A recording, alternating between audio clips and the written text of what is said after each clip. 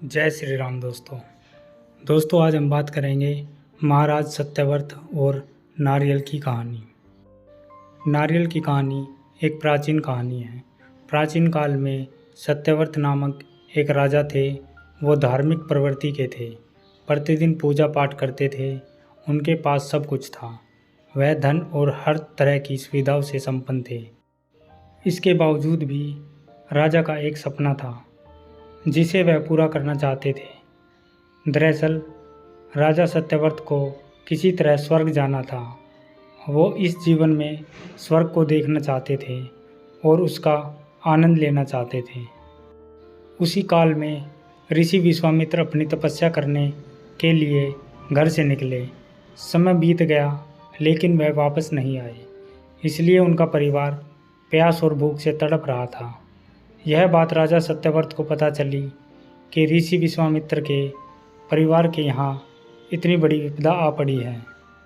महाराज ने अविलंब ऋषि विश्वामित्र के यहाँ समुचित वस्तुएं भेजी और जब तक ऋषि विश्वामित्र नहीं आए देखभाल की। ऋषि विश्वामित्र कुछ समय बाद लौटे और अपने परिवार को कुशल देख बहुत खुश हुए।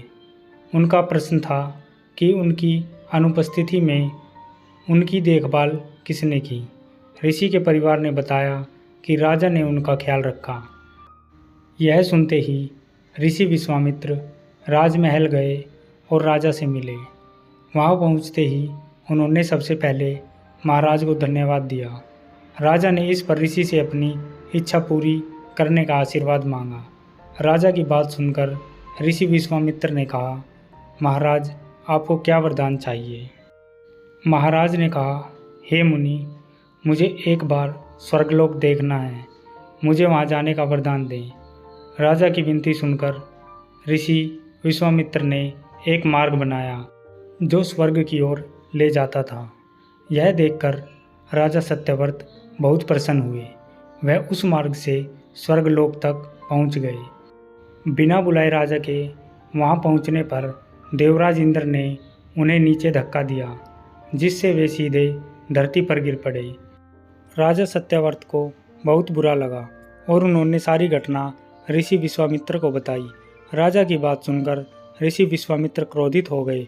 वह तुरंत सभी देवताओं से संपर्क करके इस समस्या का समाधान निकाला। फिर राजा के लिए एक नया स्वर्ग बनाया गया ताकि किसी को परेशानी न हो। नए स्वर्गलोक को पृथ्वी और देवताओं के स्वर्गलोक के बीचों बीच बनाया गया था।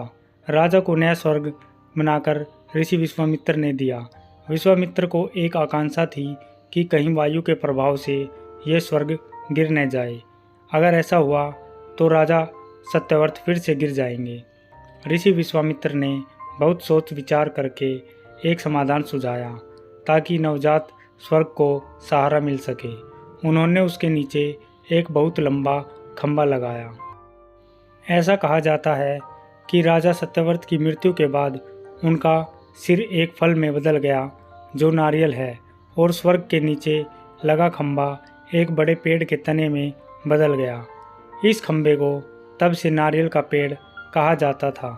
नारियल का पेड़ इसलिए इतना लंबा होता है।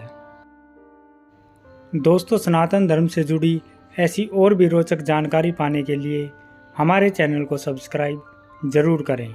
जय श्री राम।